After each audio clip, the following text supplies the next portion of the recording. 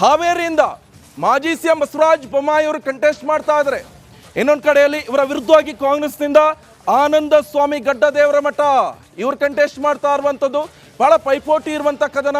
ಈ ಸತಿ ನಂಬಿಕೆಯಿಂದ ನರೇಂದ್ರ ಮೋದಿ ಅವರು ಹಾವೇರಿ ಸಾಕಷ್ಟು ಪೈಪೋಟಿ ಇರುವಂಥದ್ದು. ಈಶ್ವರಪ್ಪನವರ ಮಗನವರು ಟಿಕೆಟ್ ಕೇಳಿದ್ರು, ಆದರೆ ಕೊಟ್ಟಿಲ್ಲ. ಇದರಿಂದ ಭುಗಿಲ್ಲದ ಈಶ್ವರಪ್ಪನವರು ಶಿವಮೊಗ್ಗದಲ್ಲಿ ಪಕ್ಷೇತರವಾಗಿ ನಿಂತಿದ್ರು. ಆದರೆ ಬಹಳ ಪೈಪೋಟಿ ಇರುವಂಥ ಕದನ.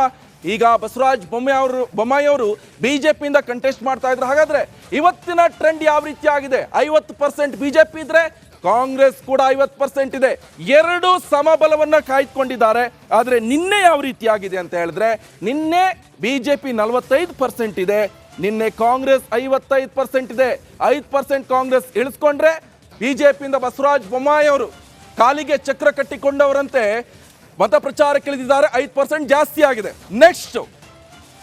ನೆಕ್ಸ್ಟ್ ಧಾರವಾಡ ಲೋಕಸಭಾ ಕ್ಷೇತ್ರ ಬಿಜೆಪಿಯಿಂದ ಪ್ರಹ್ಲಾದ್ ಜೋಶಿ ಅವರು ಕಂಟೆಸ್ಟ್ ಮಾಡ್ತಾ ಇರುವಂಥದ್ದು. ಅತ್ಯಾಪ್ತ ನರೇಂದ್ರ ಮೋದಿ ಅವರಿಗೆ. ಇನ್ನೊಂದು ಕಡೆ ಕಾಂಗ್ರೆಸ್ನಿಂದ ವಿನೋದ್ ಅಸೋಟಿ ಅವರು ಇಲ್ಲಿ ಕಂಟೆಸ್ಟ್ ಮಾಡ್ತಾ ಇರುವಂಥದ್ದು. ಇವತ್ತಿನ ಟ್ರೆಂಡ್ ಬಿಜೆಪಿ 55%, ಕಾಂಗ್ರೆಸ್ 45% ಇರುವಂಥದ್ದು. ಆದರೆ ನಿನ್ನೆ ಬಿಜೆಪಿ 52%, ಕಾಂಗ್ರೆಸ್ 48%. ಆದರೆ ಕಾಂಗ್ರೆಸ್ ಕಡಿಮೆ ಆಯಿತು, ಬಿಜೆಪಿ ಸೇಮ್ ಜಾಸ್ತಿ ಹಾಕೊಂಡು ಹೋಗಿದೆ.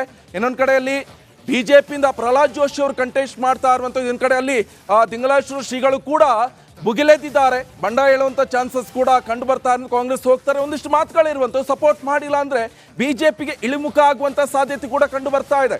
ನೆಕ್ಸ್ಟ್ ಲೋಕಸಭಾ ಕ್ಷೇತ್ರ ಉತ್ತರ ಕನ್ನಡ ಲೋಕಸಭಾ ಕ್ಷೇತ್ರ ಬಹಳ ದೊಡ್ಡ ಒಂದು ಬಿಜೆಪಿಯ ಬೆಲ್ಟ್ ಇರುವಂಥ ಕ್ಷೇತ್ರ ಇದು. ಈ ಹಿಂದೆ ಕಂಟೆಸ್ಟ್ ಮಾಡ್ತಾ ಇರುವಂತಹ ವ್ಯಕ್ತಿಗೆ ಈ ಸತಿ ಸಿಕ್ಕಲಿಲ್ಲ ಟಿಕೆಟ್. ಈ ಸಲ ವಿಶ್ವೇಶ್ವರ ಹೆಗಡೆ ಕಾಗೇರಿ ಅವರು ಕಂಟೆಸ್ಟ್ ಮಾಡ್ತಾ ಇದ್ದಾರೆ ಬಿಜೆಪಿಯಿಂದ. ಕಳೆದ ಬಾರಿ ಅನಂತಕುಮಾರ್ ಹೆಗ್ಡೆ ಅವರು ಕಂಟೆಸ್ಟ್ ಮಾಡಿದ್ರು. ಆದರೆ ಸತತವಾಗಿ ವಿನ್ ಆಗಿ ಬರ್ತಾ ಇರುವಂಥ ಕ್ಷೇತ್ರದಲ್ಲಿ ಇವತ್ತು ಈ ಕ್ಷಣದ ಟ್ರೆಂಡ್ ಯಾವ ರೀತಿಯಾಗಿ ಬಿಜೆಪಿ ಇದೆ ಅಂತ ಹೇಳಿದ್ರೆ, 52% ಇದ್ರೆ 48% ನೋಡಿ ಕಾಂಗ್ರೆಸ್ ಇರುವಂಥದ್ದು. ಅನಂತಕುಮಾರ್ ಹೆಗ್ಡೆ ಅವರು ಸೈಲೆಂಟ್ ಆಗಿದ್ದಾರೆ. ಇಲ್ಲಿ ಬಿಜೆಪಿ ಹೊಡೆತ ಬೀಳ್ಬಹುದು. ಆದರೂ ಕೂಡ ಇವತ್ತಿನ ನಿರೀಕ್ಷೆ, ಇವತ್ತಿನ ಟ್ರೆಂಡ್ 52% ಇದ್ರೆ 48% ಕಾಂಗ್ರೆಸ್ ಇದೆ.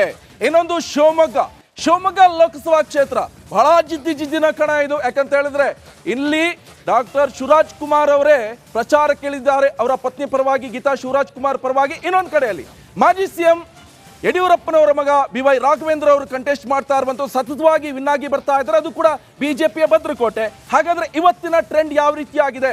ಶಿವಮೊಗ್ಗ ಲೋಕಸಭಾ ಕ್ಷೇತ್ರದಲ್ಲಿ ನೋಡಿ 55% ಬಿಜೆಪಿ ಇದ್ರೆ ಕಾಂಗ್ರೆಸ್ 45% ಇರುವಂಥದ್ದು. ಬಹಳ ಪೈಪೋಟಿ ಇರುವಂತಹ ಕ್ಷೇತ್ರ. ಇನ್ನೊಂದು ಹಿಂಟ್ ಕೊಡ್ತಾ ಇದ್ದೀನಿ ನಾನು. ಇಲ್ಲಿ ಬಹಳ ಪ್ರಮುಖವಾಗಿ ಈಶ್ವರಪ್ಪನವರು ಬಿಜೆಪಿಯಿಂದ ಬಂಡಾಯ ಎದ್ದು ಹೋಗ್ಕೊಂಡು ಪಕ್ಷೇತರವಾಗಿ ಕಂಟೆಸ್ಟ್ ಮಾಡ್ತಾ ಇದ್ದಾರೆ. ಈಶ್ವರಪ್ಪನವರು ಇದು ಕೂಡ ಎಲ್ಲೊಂದು ಕಡೆ ಬಿಜೆಪಿಗೆ ಅಷ್ಟೊಂದು ಎಫೆಕ್ಟ್ ಬೀಳೋಲ್ಲ ಅಂತ ಸ್ವತಃ ಮಾಜಿ ಮುಖ್ಯಮಂತ್ರಿ ಯಡಿಯೂರಪ್ಪನವರು ಹೇಳ್ತಾ ಇದ್ದಾರೆ. ಆದರೆ ಇವತ್ತಿನ ಟ್ರೆಂಡ್ ಯಾವ ರೀತಿ ಆಗಿದೆ? ಈಶ್ವರಪ್ಪನವರಿಗೆ ಎಷ್ಟಿದೆ? ಈಶ್ವರಪ್ಪನವರಿಗೆ 6% ಇದೆ. 6% ಇದ್ರೆ ಬಿಜೆಪಿಗೆ 51%. ಇನ್ನೊಂದು ಕಡೆಯಲ್ಲಿ ಕಾಂಗ್ರೆಸ್ಗೆ 43%, ಈಶ್ವರಪ್ಪನವರಿಗೆ 6% ಇರುವಂಥದ್ದು. ನಿನ್ನೆ ಚೇಂಜಸ್ ಇದಿದೆ. ನಿನ್ನೆ ಎಷ್ಟಿದೆ ಅಂತ ಹೇಳಿದ್ರೆ ಶಿವಮೊಗ್ಗದಲ್ಲಿ 55 ಬಿಜೆಪಿ ಇದಿದೆ, ಆದರೆ ಕಾಂಗ್ರೆಸ್ 45 ಇದೆ. ಇವತ್ತು ಡಾಕ್ಟರ್ ಶಿವರಾಜ್ ಕುಮಾರ್ ಅವರು ಮತಬೇಟೆ ಆಡ್ತಾ ಇದ್ದಾರೆ. ಹಳ್ಳಿಗೂ ಕೂಡ ಮತ ಪ್ರಚಾರವನ್ನು ನಡೆಸ್ತಾ ಇದ್ರು. ಒಂದು ಕಡೆ ಜಾಸ್ತಿ ಆಗ್ತಾ ಇದೆ. ಆದ್ರೂ ಕೂಡ ಬಿಜೆಪಿಯ ಬೆಲ್ಟ್ ಇರುವಂಥ ಕ್ಷೇತ್ರ. ಸದ್ಯ ಏನಾಗುತ್ತಂದ್ರೆ ಬಹಳ ನಿರೀಕ್ಷೆ, ಕುತೂಹಲ ಇರುವಂಥದ್ದು. ಲೋಕಸಭಾ ಕ್ಷೇತ್ರ ಬಿಜೆಪಿಯಿಂದ ಗಾಯತ್ರಿ ಸಿದ್ದೇಶ್ವರ ಅವರು ಕಂಟೆಸ್ಟ್ ಮಾಡ್ತಾ ಇದ್ದಾರೆ. GM ಸಿದ್ದೇಶ್ವರ ಅವರ ಪತ್ನಿ, ಹಾಲಿ ಸಂಸದರು ಸಿದ್ದೇಶ್ವರ ಅವರ ಪತ್ನಿ ಅವರು ಕಂಟೆಸ್ಟ್ ಮಾಡ್ತಾ ಇರುವಂಥದ್ದು. ಆದರೆ ಕಾಂಗ್ರೆಸ್ನಿಂದ ಪ್ರಭಾ ಮಲ್ಲಿಕಾರ್ಜುನ್, ಹಾಲಿ ಸಚಿವರ ಪತ್ನಿ ಪ್ರಭಾ ಮಲ್ಲಿಕಾರ್ಜುನ್ ಅವರು ಕಂಟೆಸ್ಟ್ ಮಾಡ್ತಾ ಇದ್ದಾರೆ. ಇವತ್ತಿನ ಟ್ರೆಂಡ್ ಬಿಜೆಪಿ 49% ಇದ್ರೆ 51% ಕಾಂಗ್ರೆಸ್ ಇದೆ. ನೋಡಿ ಇವತ್ತು ಜಾಸ್ತಿ ಆಗಿದೆ. ನಿನ್ನೆ ಅಷ್ಟೇ ಬಿಜೆಪಿ 50% ಇದ್ದಿತ್ತು, ಸಮಬಲ ಇದ್ದಿತ್ತು ಕಾಂಗ್ರೆಸ್ ಹಾಗೆ ಬಿಜೆಪಿ. ಆದರೆ ಇವತ್ತಿನ ಟ್ರೆಂಡ್ ಬದಲಾಗಿದೆ. ಡೇ ಬೈ ಡೇ ಚೇಂಜಸ್ ಆಗ್ತಾ ಹೋಗುತ್ತೆ. ಅವರವರ ಪ್ರಚಾರದ ಕಾರ್ಯವೈಖರಿ ಇರ್ಬೋದು, ರಾಜಕೀಯ ತಂತ್ರಗಾರಿಕೆ ಇರ್ಬೋದು, ಒಂದಿಷ್ಟು ಈ ಸಿನಿಮಾ ನಟರು ಇರ್ಬೋದು, ಪ್ರಭಾವಿ ರಾಜಕಾರಣಿಗಳಿರ್ಬೋದು, ಇವರೆಲ್ಲ ಬಂದಂಥ ಸಂದರ್ಭದಲ್ಲಿ ಒಂದಿಷ್ಟು ಆಶ್ವಾಸನೆಗಳಿರ್ಬೋದು, ಭರವಸೆ ಕೊಡೋದಿರ್ಬೋದು, ಇದೆಲ್ಲವನ್ನ ನಿಟ್ಟಿನಲ್ಲಿ ಗಮನಿಸ್ತಾ ಹೋಗ್ಬೇಕಂತ ಹೇಳಿದ್ರೆ ಒಂದಿಷ್ಟು ಟ್ರೆಂಡ್ಗಳು ಕೂಡ ಸ್ವಾಭಾವಿಕ ಬದಲಾವಣೆ ಆಗೋದು. ನೆಕ್ಸ್ಟ್ ಕಲಬುರಗಿ ಲೋಕಸಭಾ ಕ್ಷೇತ್ರ ಭಾರೀ ಜಿದ್ದಿನ ಕಣ. 2019ರಲ್ಲಿ ಇದೇ ಡಾಕ್ಟರ್ ಉಮೇಶ್ ಜಾಧವ್ ಅವರು ಸ್ವತಃ ಮಲ್ಲಿಕಾರ್ಜುನ್ ಖರ್ಗೆ ಅವರನ್ನ ಸೋಲಿಸಿ ವಿನ್ ಹಾಕೊಂಡು ಬಂದಿರುವಂತದ್ದು. ಅದು ಕೂಡ ಮಲ್ಲಿಕಾರ್ಜುನ್ ಅವರ ಶಿಷ್ಯ ಆಗಿದ್ರು. ಕಾಂಗ್ರೆಸ್ ಇಂದ ಬಿಜೆಪಿ ಒಂದು, ಬಿಜೆಪಿಯಿಂದ 2019ರಲ್ಲಿ ವಿನ್ ಆಗಿರುವಂತದ್ದು. ಆದ್ರೆ ಈ ಸಲ ಇವತ್ತಿನ ಟ್ರೆಂಡ್ ಯಾವ ರೀತಿ ಆಗಿದೆ? ಹಾಗಾದ್ರೆ ಉಮೇಶ್ ಜಾಧವ್ ಅವರು ಬಿಜೆಪಿಯಿಂದ ಕಂಟೆಸ್ಟ್ ಮಾಡ್ತಾ ಇರುವಂತ ನೋಡಿ, 46% ಬಿಜೆಪಿ ಇದ್ರೆ 54% ಕಾಂಗ್ರೆಸ್ ಇದೆ. 54% ಕಾಂಗ್ರೆಸ್ ಇದೆ. ರಾಧಾಕೃಷ್ಣ ಅವರು ಕಂಟೆಸ್ಟ್ ಮಾಡ್ತಾ ಇದ್ದಾರೆ. ರಾಧಾಕೃಷ್ಣ ಅವರು ಯಾರು?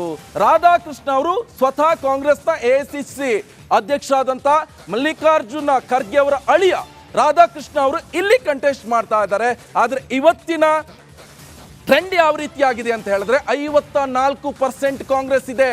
ಆದ್ರೆ ಇಲ್ಲಿ ಕಲಬುರಗಿಯಲ್ಲಿ ಬಿಜೆಪಿ ಇವತ್ತಿನ ಟ್ರೆಂಡ್ 46% ಇದೆ.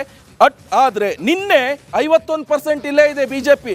ಆದ್ರೆ ಇವತ್ತು ಬದಲಾವಣೆ ಆಗಿದೆ. ನಿನ್ನೆ 49% ಇದ್ದಿತ್ತು ಕಾಂಗ್ರೆಸ್. ಆದ್ರೆ ಇವತ್ತು ಕಾಂಗ್ರೆಸ್ ಮುನ್ನೆಲೆಗೆ ಬಂದಿದೆ, ಬಿಜೆಪಿ ಇವತ್ತು ಹಿನ್ನೆಲೆಗೆ ಹೋಗಿದೆ. ನಾಳೆ ಕೂಡ ಚೇಂಜಸ್ ಆಗ್ಬೋದು. ನಾಳೆ ಪ್ರಧಾನಿ ನರೇಂದ್ರ ಮೋದಿ ಅವರು ಮೈಸೂರು ಹಾಗೆ ಮಂಗಳೂರಿಗೆ ಭೇಟಿಯನ್ನು ಕೊಡ್ತಾರೆ, ಪ್ರಚಾರ ಕೂಡ ಆರಂಭ ಮಾಡ್ತಾರೆ. ಆ ಒಂದು ಸ್ಟಾರ್ ಪ್ರಚಾರಕರ ಬಂದಂಥ ಸಂದರ್ಭದಲ್ಲಿ ಒಂದಿಷ್ಟು ವೇರಿಯೇಷನ್ ಆಗುತ್ತೆ. ಇವತ್ತಿನ ಟ್ರೆಂಡ್ ನಾಳೆ ಇರಲ್ಲ, ನಾಳೆ ಟ್ರೆಂಡ್ ನಾಡಿದ್ದಿರಲ್ಲ. ಮುನ್ನೆಲೆಗೂ ಹೋಗ್ಬೋದು, ಹಿನ್ನೆಲೆಗೂ ಬರ್ಬೋದು, ಸಮಬಲವನ್ನ ಕಾಯ್ದುಕೊಳ್ಬೋದು. ಈ ನಿರೀಕ್ಷೆ ಕೂಡ ಇರುವಂಥದ್ದು. ಆದರೆ ಇದು ಬಹಳ ಜಿದ್ದಿನ ಕಣ. ಈ ಸಲ ಸ್ವತಃ ಕಲಬುರಗಿಯಲ್ಲಿ ಮಲ್ಲಿಕಾರ್ಜುನ್ ಖರ್ಗೆ ಅವರೇ ಇಲ್ಲಿ ನಿಲ್ಲಕ್ಕೆ ಹೋಗಲಿಲ್ಲ. ಕಳೆದ ಬಾರಿ ಸೋತಿದ್ರು 2019 ಎಲೆಕ್ಷನ್ ಸಂದರ್ಭದಲ್ಲಿ. ಆದರೆ ಈ ಸಲ ಅವರ ಅಳಿಯ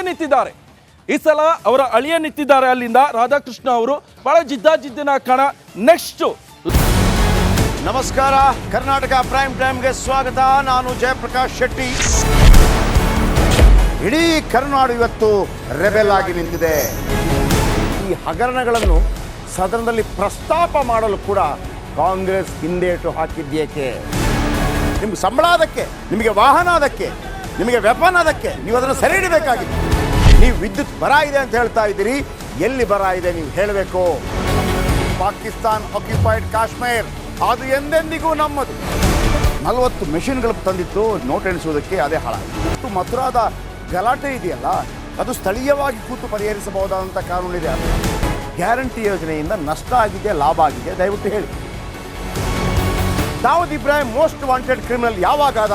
ಅಂದರೆ ಇಲ್ಲಿ ತನಕ ಭಾರತ ದೇಶದಲ್ಲಿ ಓರ್ವ ದಲಿತ ಪ್ರಧಾನಿಯಾದಂಥ ಇತಿಹಾಸವೇ ಇಲ್ಲ. ರಿಪಬ್ಲಿಕ್ ವರ್ಲ್ಡ್ ಆಪ್ ಇದು ಕೇವಲ ಅಪ್ಲಿಕೇಶನ್ ಅಲ್ಲ, ಸಮಗ್ರ ಸುದ್ದಿಗಳ ಸಂಪರ್ಕ ಮಾರ್ಗಕ್ಕೆ ಕ್ರಾಂತಿಕಾರಿ ಬದಲಾವಣೆ.